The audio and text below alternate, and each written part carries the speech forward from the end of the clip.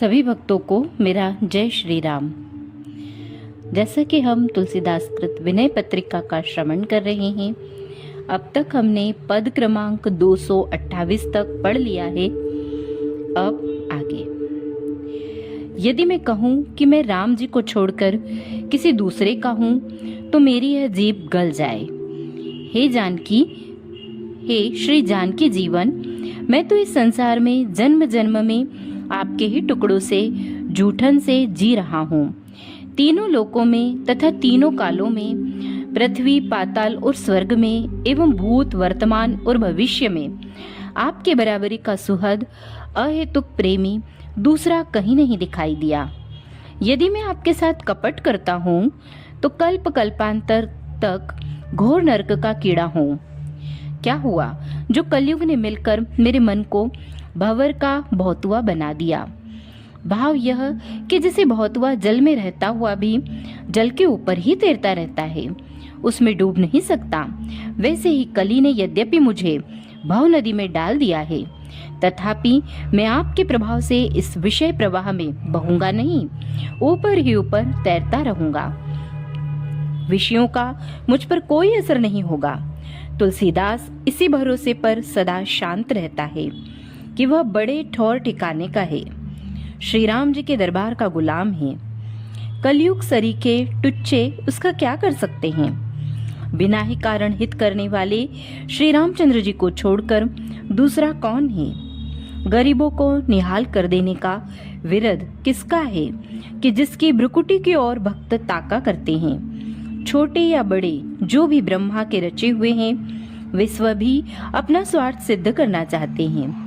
बिना स्वार्थ के कोई किसी का हित नहीं करता।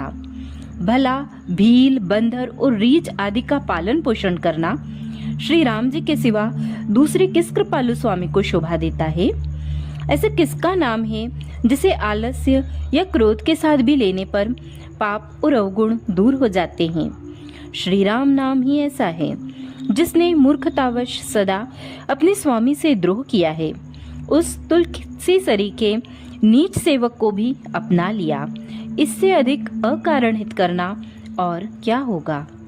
हे नाथ, मेरे दूसरा कौन है। मैं अपने मन की बात तुम्हें छोड़कर और किससे कहूँगा। मेरे मन की कामना रंक के राजा होने जैसी है। हूँ तो मैं निपट साधनहीन, पर चाहता हूँ मोक्ष से भी परे का परमात्मा प्रेम सुख।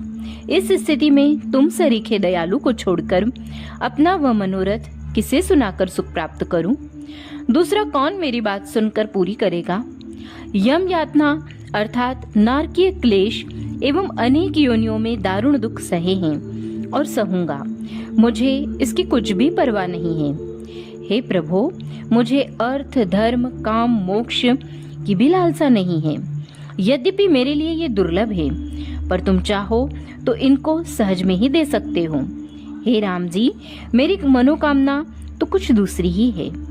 मैं तो तुम्हारे हाथ के खिलौने के रूप में पक्षी, पशु, वृक्ष और कंकर पत्थर होकर ही रहना चाहता हूँ। इस नाते से मुझे घोर नरक में भी सुख है और इसके बिना मैं मोक्ष प्राप्त करने पर भी दुख से जलता रहूंगा। मोक्ष नहीं चाहिए, रखो चाहे नरक में, परंतु अपने हाथ का खिलौना बनाकर रखो। वह खिलौना चाहे चेतन हो या जड़, पेड़ पत्थर हो, मुझे उसी में परम सुख है। इस दास के मन में बस एक यही कामना है कि यह सदा तुम्हारी जूती पकड़े रहे, शरण में पड़ा रहे।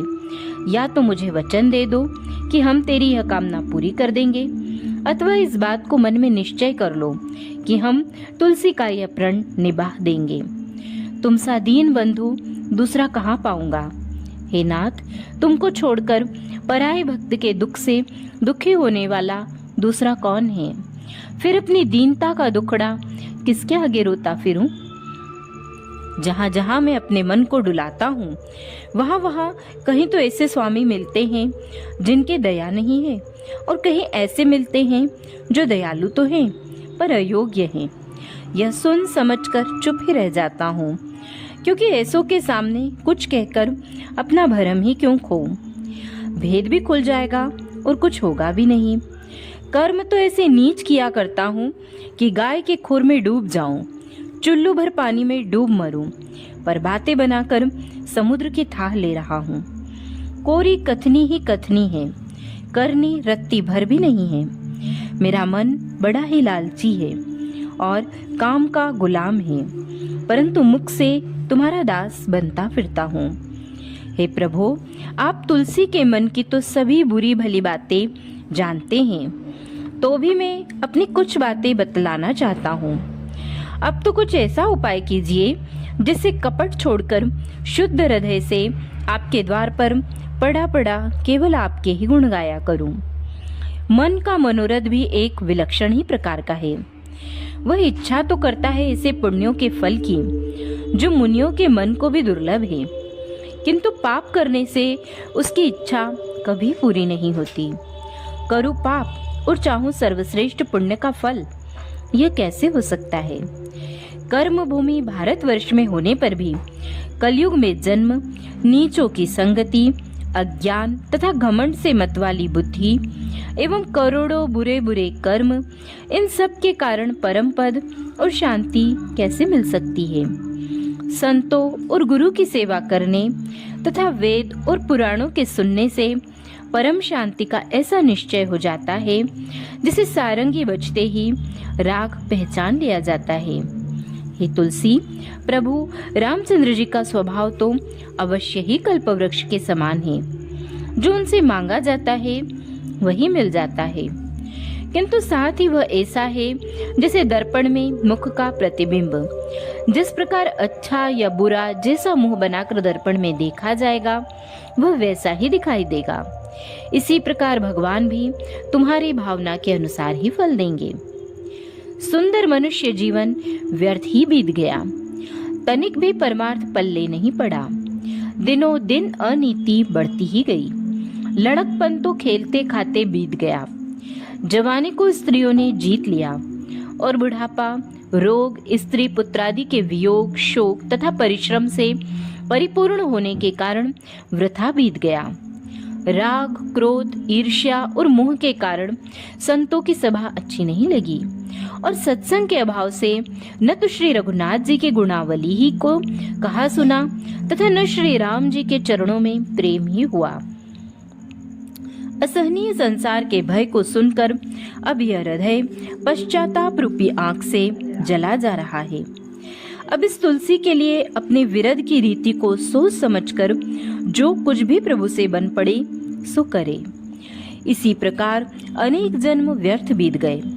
प्राणनाथ रघुनाथ जी सरीखे स्वामी को छोड़कर दूसरों के चरणों की सेवा करता रहा। जो मूर्ख जीव कुटिल, कायर और दुष्ट है तथा जो केवल कली के पापों से सने हुए हैं, उनकी प्रशंसा करते करते मुंह सूख गया है और उनको भगवान से भी अधिक समझ रखा है। सुख के लिए निरंतर करोड़ों उपाय करते करते कभी पैर नहीं दुखे। दिन रात विषय भोगों के सुखों में इधर उधर भटकता फिरा। हृदय रास्ते के जल की भांति सदा मैला ही बना रहा, कभी निर्मल अथवा स्थिर नहीं हुआ। इस दीनता को दूर करने के लिए अगणित उपाय मन में सोचे, पर हे तुलसी, चिंतामणि श्री रघुनाथ जी को पहचाने बिना चित्त की चिंता नहीं मिट सकती। परमात्मा का और उनकी सुहृदता का ज्ञान होने से ही चिंताओं का नाश होगा। अरे जीव, यदि तूने जानकीनाथ श्री रघुनाथ जी को तत्व से नहीं जाना तो तेरे सब कर्म धर्म केवल परिश्रम ही देने वाले हैं, उनसे कोई असली लाभ नहीं होगा। बुद्धिमान पुरुषों ने ऐसा ही कहा है। श्री रामचंद्र जी को तत्व से जान लेने में ही सारी कर्म धर्मों की सिद्धि है। वेद और पुराण कहते हैं कि जितने देवता, सिद्ध, मुनीश्वर और योग के ज्ञाता हैं, वे सब पूजा लेकर उसके बदले में नाशवान सांसारिक विषय सुख देते हैं, और ऐसा भी वे अपनी हानि और लाभ का विचार करके करते हैं। आपके सिवा ऐसा किसका नाम है जिसका धोखे से भी स्मरण करने से पापों के समूह नष्ट हो जाते हैं? अजामिल ब्राह्मण, वाल्मीकि व्याध, गजराज, जटायु गिद्ध आदि करोड़ों दुष्ट किसके अंदर समा गए? आपने ही उनको स्वीकार कर अपना परम धाम दे दिया। जो अपने सेवकों के सुमेरु पहाड़ के समान बड़े बड़े अपराधों को भुलाकर उनकी रज के कण के समान जरा जरा से गुणों को हृदय में रख लेते हैं। हे तुलसीदास, हे मूर्ख, सारी आशा छोड़कर तू उन्हीं को क्यों नहीं बचता? अरे जीव, तू श्री राम जी का गुणगान क्यों नहीं करती? दिन रात दूसरों की निंदा कर क्यों व्यर्थ ही आसक्ति बढ़ा रही है? मनुष्य के मुख रूपी सुंदर और पवित्र मंदिर में बसकर क्यों उसे लजा रही है? विषय की बातें छोड़कर श्री राम नाम क्यों नहीं लेती? चंद्रमा के पास रहती हुई भी अमृत को छोड़कर क्यों मृत तृष्णा के जल के लिए दौड़ रही है? श्री राम नाम रूपी अमृत का पान क्यों नहीं करती? संसार के भोगों की बातें कलयुग रूपी कुमुदनी के विकसित करने के लिए चांदनी के सदृश है, उसे खूब कान लगाकर प्रेम पूर्वक सुना करती है। अरे जीव, उस विषय चर्चा को रोककर श्री हरि के सुंदर यश का गान कर, जिससे कानों का कलंक दूर हो। विषयों की बातें निरंतर सुनते सुनते कान कलंकी हो गए हैं। उनका यह कलंक भगवत कथा के श्रवण करने से ही दूर होगा। बुद्धि रूपी सुवर्ण और युक्ति रूपी सुंदर मणियों का रच रच कर एक हार तैयार कर और उस हार को शरणागतों को सुख देने वाले सूर्य कुल रूपी कमल के प्रफुल्लित करने वाले सूर्य महाराज रामचंद्र जी को पहना। विशुद्ध बुद्धि और उत्तम युक्तियों द्वारा निश्चय करके श्री हरि का नाम गुण कीर्तन कर, वाद विवाद तथा स्वाद को छोड़कर श्री हरि का भजन कर और उनकी रसीली लीला में लौ लगा। यदि तू ऐसा करेगी तो तुलसीदास संसार सागर से पार हो जाएगा, जन्म मरण से मुक्त हो जाएगा और तू भी तीनों लोकों में पवित्र कीर्ति को प्राप्त होगी। हे नाथ, यदि इस जीव को अपना कल्याण आपके द्वारा होता दिख पड़े तो यह जब तक शरीर पर सिर है तब तक बिना सिर के कबंध की तरह क्यों लड़ता फिरे? भगवान की कृपा का भरोसा नहीं है, इसीलिए तो सिर रहते हुए ही, सिर पर भगवान के रहते हुए ही यह अपने को मस्तकहीन मानकर भगवान को भुलाकर अंधे की ज्यों सुख लेने के लिए हर किसी से लड़ रहा है। परंतु मस्तक बिना, भगवान के आधार बिना न तो लड़कर जीत ही सकेगा और न कल्याण ही होगा। अपने अवगुण और आपके देव दुर्लभ गुणों को देख सुनकर हे राम जी, मेरी बुद्धि और मन रुक जाते हैं।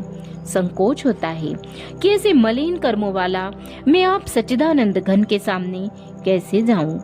हे कृपालो, तुलसी का आचरण, कथन और रहस्य आपको छोड़कर और कौन समझ सकता है?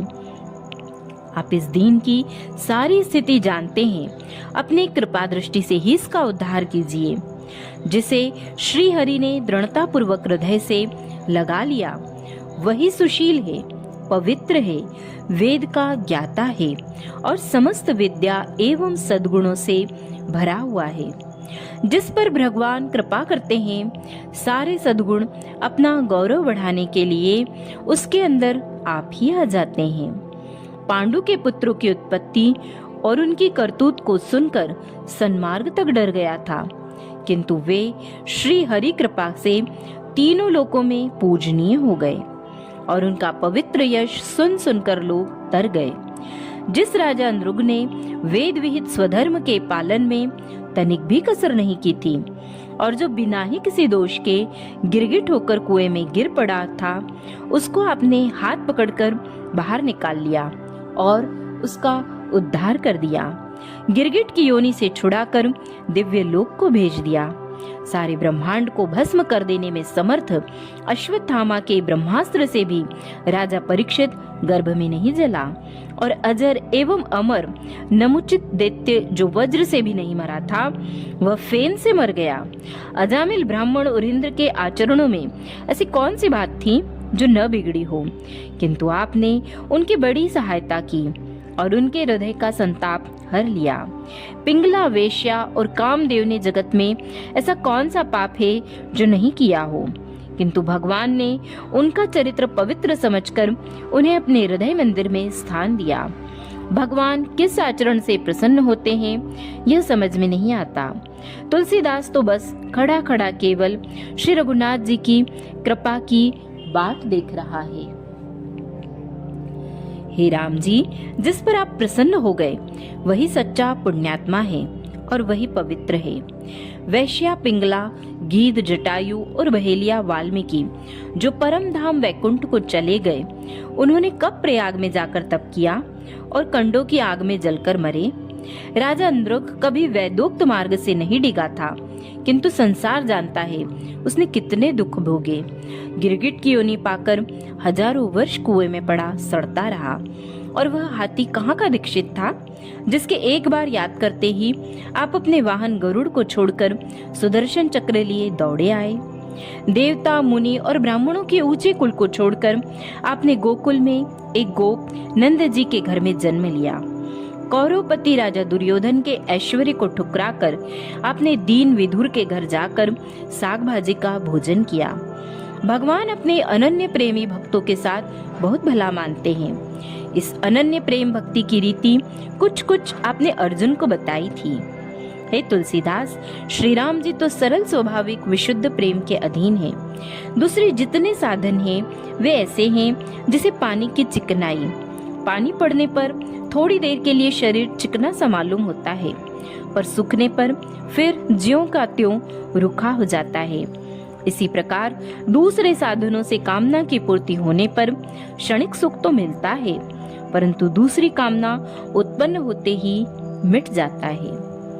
बोलो सियावर रामचंद्र भगवान की जय। शेष आगे।